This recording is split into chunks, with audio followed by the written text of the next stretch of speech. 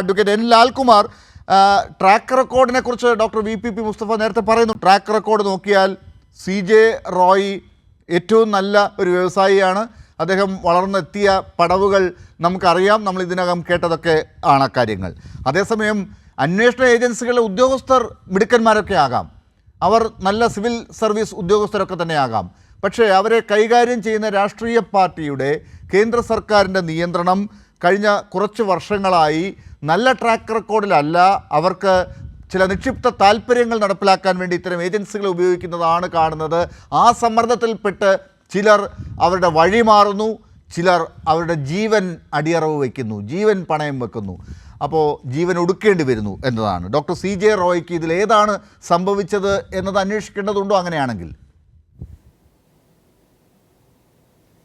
നോക്കൂ, നമ്മുടെ മുന്നിൽ ഉള്ള വിവരങ്ങൾ അത് അദ്ദേഹത്തിൻ്റെ നിര്യാതനായ അദ്ദേഹത്തിൻ്റെ ഫാമിലി പറഞ്ഞ ഡീറ്റെയിൽസാണ്. ആ ഫാമിലി പറഞ്ഞത് അദ്ദേഹത്തിന് വലിയ ബുദ്ധിമുട്ട് നേരിടേണ്ടി വന്നു എന്നാണ്. അത് ഇൻകം ടാക്സ് ഉദ്യോഗസ്ഥരുടെ ഭാഗത്തു നിന്ന് ഒരാളുടെ പേരെടുത്ത് പറഞ്ഞു, ഇന്ന ആൾ കാരണമാണ് ഇവിടെ പകുതി കൂടുതൽ പ്രശ്നങ്ങളുണ്ടായിരിക്കുന്നത്, യഥാർത്ഥത്തിൽ അദ്ദേഹം ഉപദ്രവിച്ചിരുന്നു എന്നുള്ള രീതിയിൽ തന്നെ പറഞ്ഞിരിക്കുന്നു. ആ ഓഫീസർക്കെതിരെ അന്വേഷണം കൃത്യമായി നടക്കേണ്ടതായിട്ടുണ്ട്. നോക്കൂ, ഈ VPP പറഞ്ഞ ഒരു പ്രാധാന്യം അർഹിക്കുന്ന ഒരു കാര്യം, ഇദ്ദേഹത്തിൻ്റെ ട്രാക്ക് റെക്കോർഡ് നല്ലതാണ് എന്നുള്ളത് സത്യസന്ധമായ കാര്യമാണ്. കാര്യം അദ്ദേഹത്തിനെതിരെ ഒരു കറപ്ഷനോ അല്ലെങ്കിൽ ഈ പറയുന്ന EDയുടെയോ IT-യുടെയോ ഒന്നും ഒരു investigation it hasn't happen before. അപ്പോൾ അങ്ങനെ നിൽക്കേ ഇപ്പം പെട്ടെന്ന് പൊടുന്നനെ ഒരു കാര്യം 1-2 മാസമായിട്ട് നിൽക്കുന്നു എന്ന് പറയുന്നത് നമ്മളെ സംശയിപ്പിക്കുന്ന ഒരു കാര്യമാണ്. അവിടെ IT ഡിപ്പാർട്ട്മെൻറ്റ് കൃത്യമായി ഒരു എക്സ്പ്ലനേഷൻ തരേണ്ടതായിട്ടുണ്ട്, എന്താണ് അവിടെ സംഭവിച്ചത് എന്നുള്ളത്. ആ ഇന്നലെ അവിടെ അല്ലെ കഴിഞ്ഞ ദിവസം ആ മരണപ്പെട്ട ദിവസത്തിൽ എന്താണ് അവിടെ വ്യക്തമായി നടന്നതെന്നുള്ള ഇൻകം ടാക്സ് ഡിപ്പാർട്ട്മെൻറ്റിൻ്റെ version they should explain to people. അതല്ലാതെ ഒരു മാർഗ്ഗവുമില്ല, അത് ചെയ്തേ പറ്റൂ. ഒന്നത്. അതിനു മുമ്പ് അതിന് ചെയ്യേണ്ട മറ്റൊരു കാര്യമുണ്ട്. എന്ത് അടിസ്ഥാനത്തിലാണ് ഇദ്ദേഹത്തിനെ ഇവർ ചേസ് ചെയ്തത്? ഇപ്പം ഞാൻ മനസ്സിലാക്കുന്നിടത്തോളം ഡിസംബറിൽ 3 ദിവസം അദ്ദേഹത്തിൻ്റെ അവിടെ റെയ്ഡ് ഉണ്ടായിരുന്നു. അതുപോലെ ഈ റെയ്ഡിന് മുമ്പ് അദ്ദേഹത്തിനെ ദുബായിൽ നിന്ന് വിളിച്ചു വരുത്തുകയായിരുന്നു. അപ്പം അങ്ങനെ റെയ്ഡ് ചെയ്യത്തക്ക രീതിയിൽ എന്ത് മിസ്അപ്രോപ്രിയേഷനാണ് അദ്ദേഹം നടത്തിയത്? കാര്യം ഇത്രയും ഇംപെക്കബിൾ ട്രാക്ക് റെക്കോർഡ് ഉണ്ട് എന്ന് പറയുന്ന ഒരാൾക്ക് ഈ എവിടെയാണ് ഇൻകം ടാക്സ് ഡിപ്പാർട്ട്മെൻറ്റിന് ഇദ്ദേഹത്തിനെ ചേസ് ചെയ്യേണ്ടതായിട്ടുണ്ട് എന്ന് തോന്നിയത്? എന്ത് അടിസ്ഥാനത്തിലാണ് ഇദ്ദേഹത്തിനെതിരെ മൂവ് ചെയ്തതെന്നുള്ളത് they have to explain to the people. അതിനകത്തും ഒരു മാറ്റവുമില്ല. പിന്നെ താങ്കൾ ചോദിച്ച അല്ലെങ്കിൽ VPP വളരെ വിശാലമായി പറഞ്ഞൊരു കാര്യം ഏജൻസികളെ ഉപയോഗിക്കുന്നതുമായിട്ട് ബന്ധപ്പെട്ടാണ്.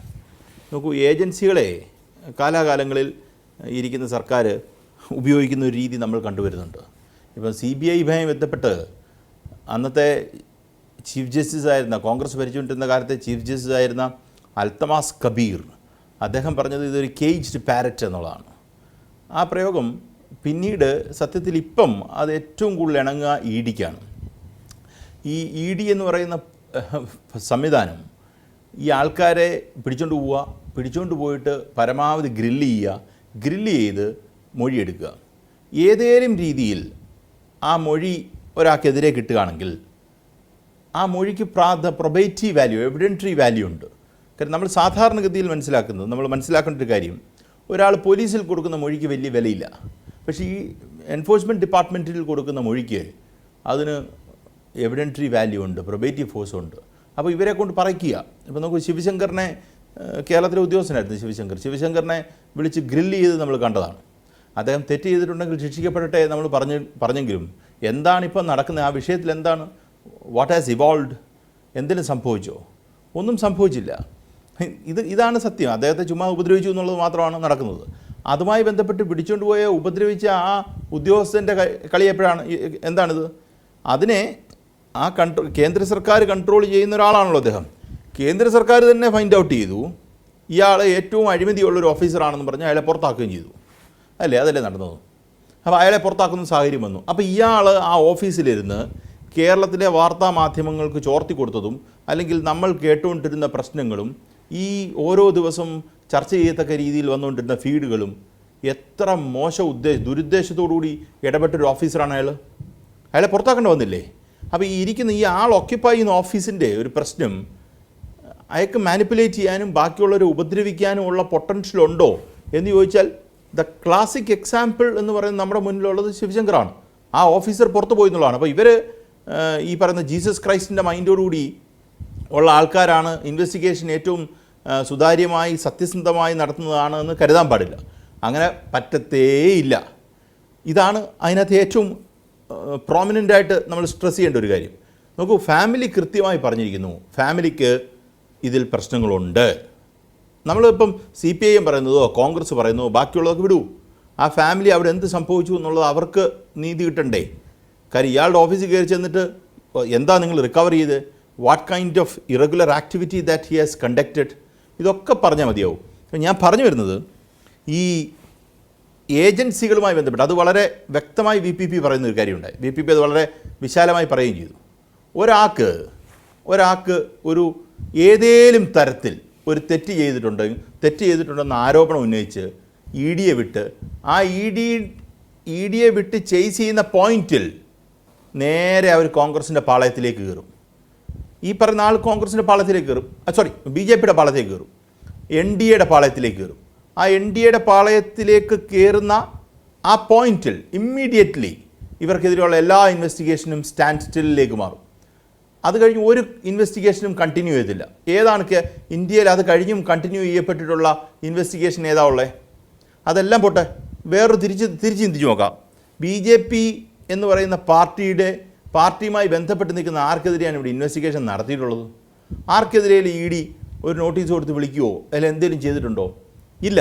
അപ്പോൾ ചുരുക്കത്തിൽ പറഞ്ഞാൽ ഈ പറയുന്ന പവർ മാനേജ്മെൻറ്റ്, ഈ പറയുന്ന ഇവരുടെ മുന്നണി management, alliance management, coalition government ഉള്ളിടത്ത് ആ കോയിലേഷൻ സെറ്റപ്പിനെ മാനേജ് ചെയ്യുക എന്ന് പറയുന്ന ഒരു ബോഡിയായി ഈ ഇൻകം ടാക്സും EDയും ഒക്കെ മാറി. അതുകൊണ്ടാണ് ഞാൻ ഒരു ഘട്ടത്തിൽ ഇവരെ EDയെ വിളിച്ചുകൊണ്ടിരുന്നത് BJPയുടെ ഘടകകക്ഷിയെന്നാണ്. അങ്ങനെയാണ് അവർ ഫംഗ്ഷൻ ചെയ്യുന്നത്. നമുക്ക് പറയാതിരിക്കാൻ പറ്റാത്ത ഒരു സാഹചര്യമാണ്. ഇങ്ങനെ ഒരു ദുരുദ്ദേശത്തോടു കൂടി പ്രവർത്തിക്കുന്ന ആൾക്കാർ ഇപ്പോൾ അടുത്ത് വേറെ സർക്കാർ വരുന്നു, ഇവർക്കെതിരെ ഇതുപോലെ പണി തുടങ്ങുക.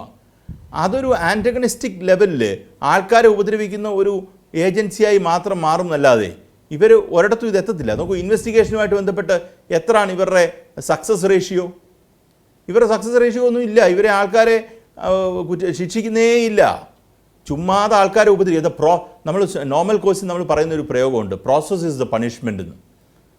ഇവിടെ സംഭവിക്കുന്നത് exactly the same. The process is the punishment. ആൾക്കാരെ അങ്ങ് വീർപ്പ് മുട്ടിക്കുകയാണ്. ഒറ്റ കാര്യം കൂടെ പറഞ്ഞ് ഞാൻ കൺക്ലൂഡ് ചെയ്യാം. ഈ പറയുന്ന ഏജൻസിയുമായി ബന്ധപ്പെട്ട കാര്യങ്ങളിൽ അദ്ദേഹം അപ്സെറ്റ് ആയിരുന്നു എന്നുള്ളത് ഫാമിലിയിൽ നിന്ന് വന്നിട്ടുള്ളൊരു വിഷയമാണ്. ആ ഫാമിലിക്ക് എക്സ്പ്ലനേഷൻ കൊടുക്കണം. കൂടാതെ വേറെ ഏതെങ്കിലും ഫാക്ടേഴ്സ് ഉണ്ടോ എന്നുള്ളത് അന്വേഷിക്കട്ടെ, അതിനും പ്രശ്നമൊന്നുമില്ല.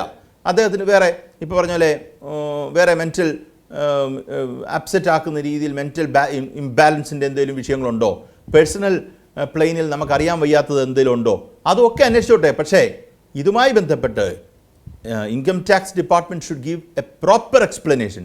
എന്താണ് അവിടെ സംഭവിച്ചത്, എന്തിനാണ് ഇദ്ദേഹത്തെ ചെയ്തത് എന്നത് ഞാൻ സംശയിക്കുന്ന ഒരു കാര്യം കൂടെ ഉണ്ട്. ആ സംശയം എനിക്ക് തോന്നുന്നത് റീസണബിളായിട്ടുള്ളൊരു കാര്യമാണ്. ഏതേലും മറ്റ് കോർപ്പറേറ്റ്സ് ഈ ഏജൻസി ഉപയോഗിക്കാനും പ്രഷറൈസ് ചെയ്യാനും ഇവരെ ഇടിച്ചു താക്കാനും ശ്രമിച്ചിട്ടുണ്ടോ എന്നുള്ളതും നമ്മൾ ആലോചിക്കേണ്ട ഒരു വിഷയമാണ്. അതും നമ്മൾ ജാഗ്രതയോടുകൂടി തന്നെ കാണണം.